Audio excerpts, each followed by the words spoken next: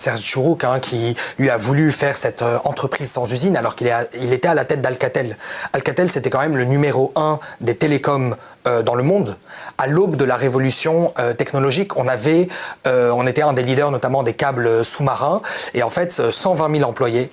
Et il a décidé d'en faire une entreprise sans usine. Quand il a dit ça en 2001, ça a été acclamé par tout le monde, en tout cas toute l'élite politico-financière parisienne, parce qu'on s'est dit « Ah mais en fait si l'entreprise n'a plus d'usine, on aura des meilleures marges ». Et en fait, je crois qu'il faut aussi rappeler qu'on était vraiment dans une doctrine économique qui était principalement anglo-saxonne sur cette idée d'aller modulariser l'économie et les activités des entreprises en se disant on peut finalement garder des tâches dans certains pays, confier d'autres tâches à d'autres pays. Nicolas Dufourcq, qui est le patron de la BPI, la Banque publique d'investissement, qui a écrit un livre sur la désindustrialisation et qui allait interroger des dirigeants qui ont connu cette vague de désindustrialisation, il explique quelque chose qui, moi, me semble très juste.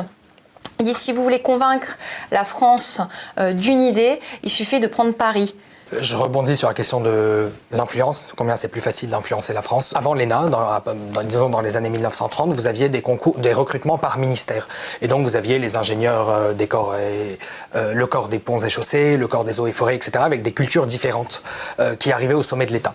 Déjà, l'ENA était dangereux parce que ça a constitué un goulot d'étranglement par lequel il faut passer pour arriver au pouvoir. Donc vous voyez bien que c'est beaucoup plus facile de convaincre 40 personnes dans une promo que différents hauts fonctionnaires qui viennent d'horizons différents. Et puis je retrace aussi la différence dans le concours de l'ENA, où c'est intéressant, la première ENA créée par Charles de Gaulle, vous aviez des concours, vous avez des épreuves d'histoire, de géographie, de rhétorique sur un homme d'État qui a pu vous inspirer. Progressivement, l'ENA, c'est devenu des épreuves simplement de finances publiques, de droit européen. D'éloquence, de prise de contrôle de la dialectique. Oui, le dialectique, mais si vous voulez, la forme plus que le fond, parce que l'ENA aussi, 80% ont fini par venir de Sciences Po, et donc vous avez une uniformisation des parcours de la L1, en fait, jusqu'à la fin de l'ENA, et puis ces personnes-là vont être parachutées directement au pouvoir en pensant souvent exactement la même chose, et donc il suffit qu'une mode idéologique imprègne le tout Paris, en tout cas son élite politico-financière, pour qu'elle soit imposée à tous. Vous aviez Alain Madelin, par exemple, qui disait il faut que la France devienne un pays de sièges sociaux. Et je parle à un haut fonctionnaire qui interroge, qui lui dit oui, mais l'impact économique, il disait, ça va rien changer à notre balance commerciale parce que on va produire ailleurs et rapatrier les dividendes.